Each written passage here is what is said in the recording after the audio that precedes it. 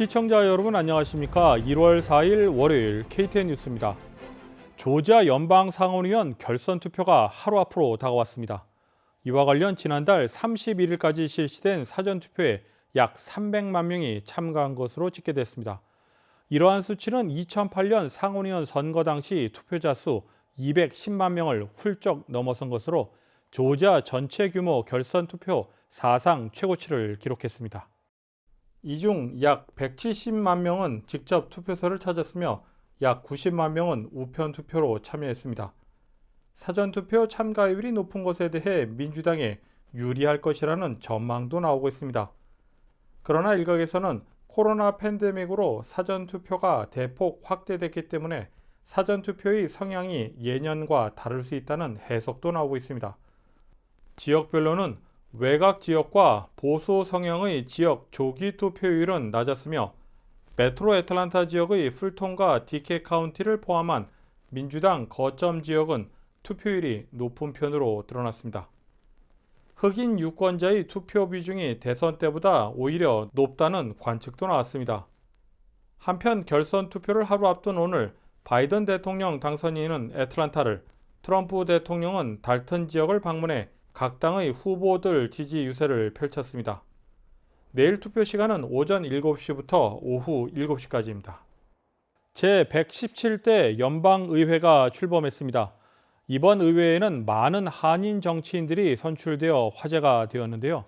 KTN 방송국이 민주당 앤디 킴 연방하원의원과 화상 인터뷰를 단독으로 진행했습니다. 김용성 기자입니다. 민주당 앤디 킴 연방하원 의원은 역대 두 번째로 연방의원으로 선출된 한국계 미국인이며 뉴저지주 연방하원 3지구에서 재선에 성공했습니다. 앤디 킴 의원은 지난 116대 의회에서 유일한 한인 의원으로서 한인들과 한미 관계 관련해 많은 노력을 했다고 말했습니다. To make sure that the issues of our communities are being looked after. So that's about Korean-owned small businesses, especially during the coronavirus crisis, about our education and our immigration concerns. But also, I did a lot when it came to Korean Peninsula issues as President Trump was engaging with North Korea. I was doing a lot to try to make sure that the voices of the Korean American community was being listened to and that the perspectives of South Korea was being listened to. 이번 117대 의회에서는 더욱 많은 한인 의원들이 선출되었습니다. 앤디 킴 의원은 11월 대선에서 한인들의 영향력이 매우 컸다고 언급했습니다. It reminds people that they cannot take Korean Americans for granted. They cannot take our voice and our participation for granted. They have to talk to us. They have to engage with us. They need to talk to us about what it is that we want to see happen in this country. And that is a powerful tool. 앤디 킴 의원은 자신을 비롯해 한인 밀집 지역이 아닌 곳에서 당선되는 한인 의원들도 생기고 있다고 말했습니다. That Korean Americans can represent anywhere in this country, not just Korean American dense communities, but we have the ability to be a voice for the American people and represent people that don't necessarily look like us or have our backgrounds. I think this is a transformative moment in Korean American history when it comes to our politics. 앤디 킴 의원은 한미 동맹의 중요성에 대해서 말했습니다. What is the United States relationship with China? And a core element of that has to be about what is the United States relationship with South Korea and how can we raise that partnership up on a military level, on an economic level, on a political level. 앤디 킴 의원은 조지아 상원 결선이 매우 중요하다고 강조했습니다. Well, I can't stress enough how important the Senate runoff in Georgia is.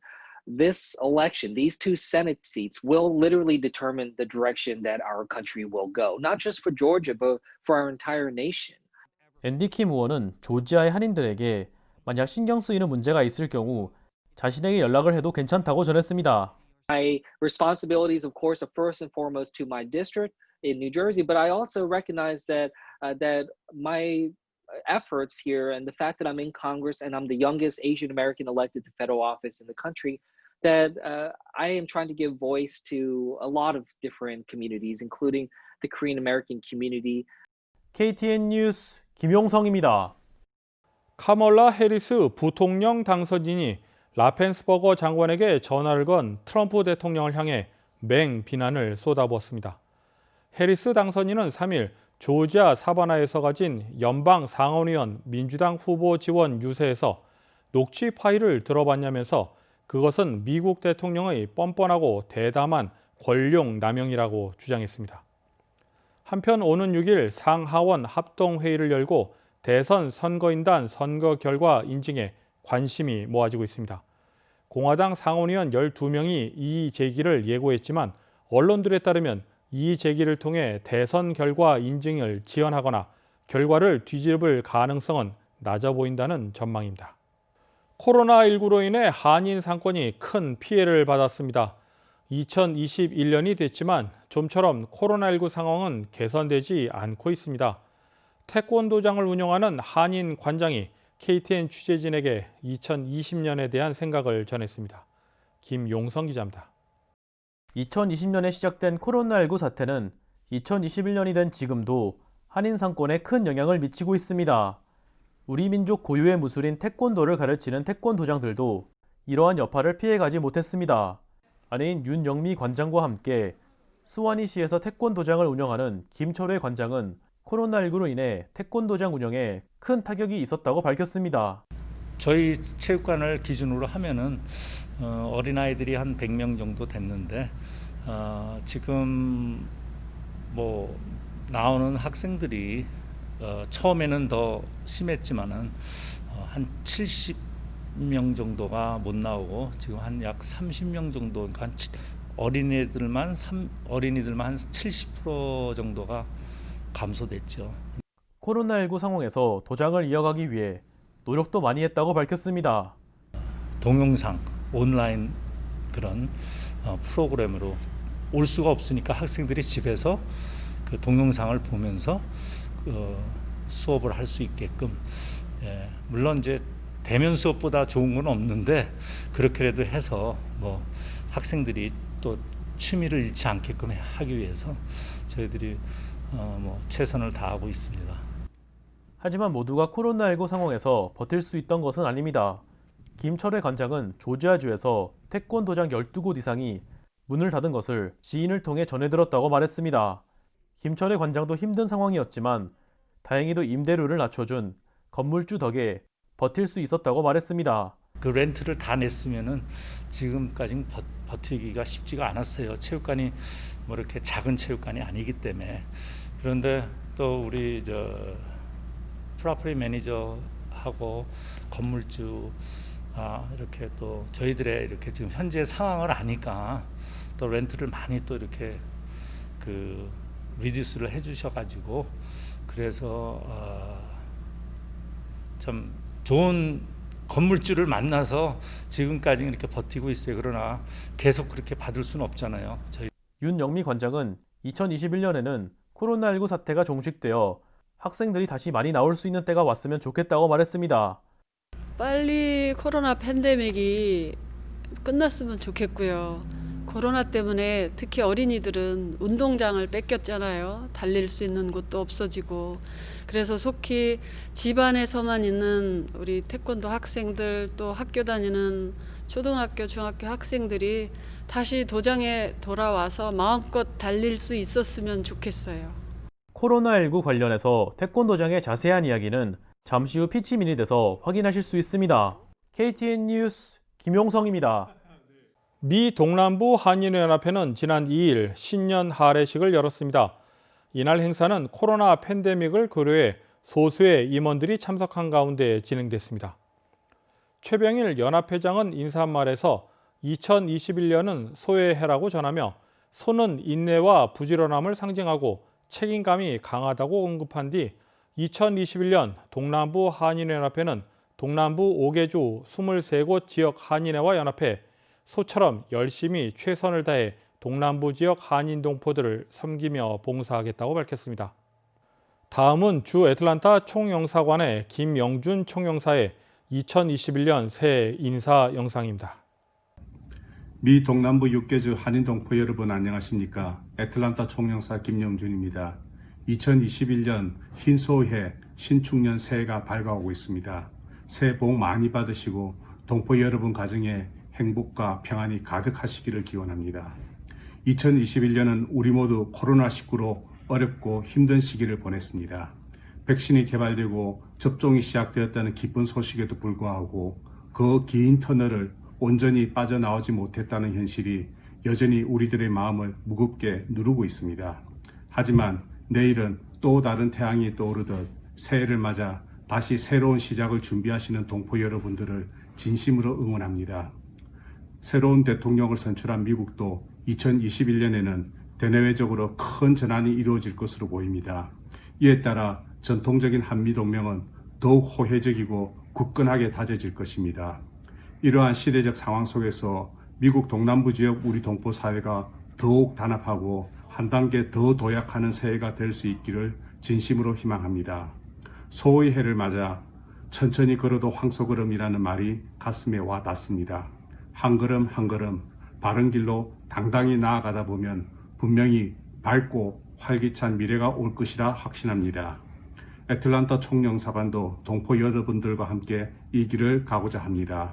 다시 한번 신춘년 새해를 맞이하여 동남부 6개주 동포 여러분 가정에 건강과 행복이 가득하시기를 기원합니다. 감사합니다. 다음은 오늘의 코로나19 소식입니다. 오늘의 코로나19 현황을 김용성 기자가 정리했습니다. 4일 오후 3시 기준 미국 내 코로나19 누적 확진 환자는 2,119만 2,370명, 누적 사망자는 36만 917명입니다. 어제 하루 동안 신규 확진 환자는 19만 6,833명 늘었고 신규 사망자는 1,386명 증가했습니다.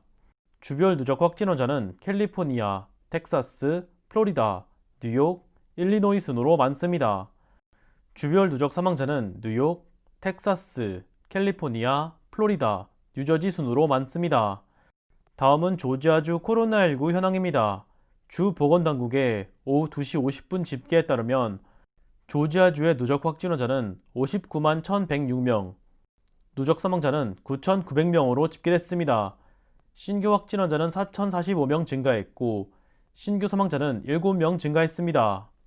항원검사 양성 판정자는 누적 10만 4,957명, 신규 1,245명입니다.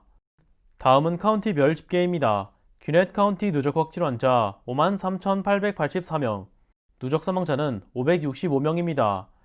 3일에서 4일 사이에 신규 확진 환자는 335명 늘었고 신규 사망자는 없습니다. 풀톤 카운티 누적 확진 환자 5만 3,080명, 누적 사망자는 742명입니다. 신규 확진 환자는 371명 늘었고 신규 사망자는 2명 늘었습니다. 캅 카운티 누적 확진 환자 38,817명, 누적 사망자는 556명입니다. 신규 확진 환자는 344명, 신규 사망자는 1명 늘었습니다. KTN 뉴스 김용성입니다.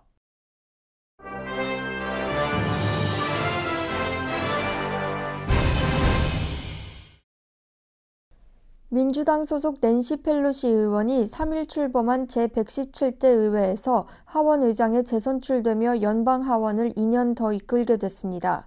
펠로시 의장은 3일 첫 본회의 투표에서 216표를 얻어 재선출된 것입니다.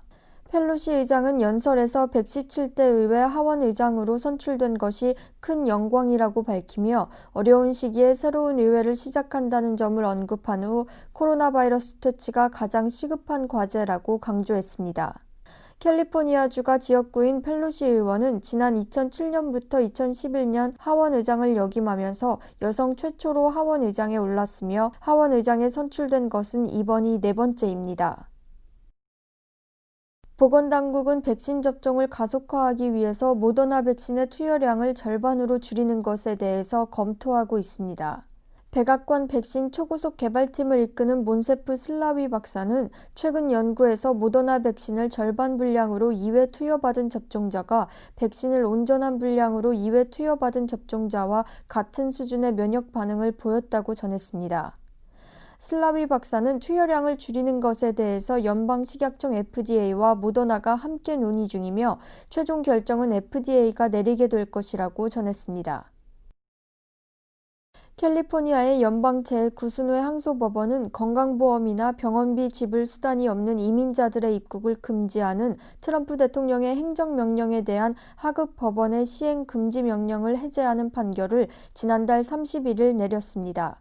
제9항소법원 다니엘 콜린스 판사는 이번 판결에서 건강보험 관련 행정명령이 대통령 권한 안에 있다고 보고 명령 이행을 차단하는 연방지법의 기존 결정을 뒤집었습니다.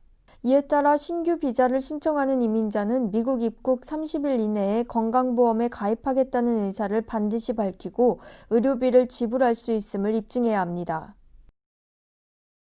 경기부양지원금을 $2,000로 인상하는 법안에 제동이 걸리자 공화당 및 민주당 1인자의 자택에 반달리즘 행위를 한 사람들이 나타났습니다.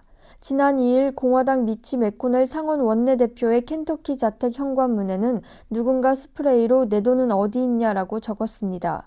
창문에도 스프레이로 "미치가 가난한 사람들을 죽인다라는 낙서가 남았습니다. 지난 1일에는 샌프란시스코에 위치한 민주당 낸시 펠로시 하원 의장의 소유의 주택이 훼손 피해를 받았습니다. 차고 문에는 $2,000, 집세를 무효화하라는 문구가 적혔고 돼지 머리와 가짜 피도 발견됐습니다. 이상으로 1월 4일 KTN 뉴스를 모두 마칩니다. 새해 복 많이 받으시기 바랍니다. 시청해주신 여러분 고맙습니다.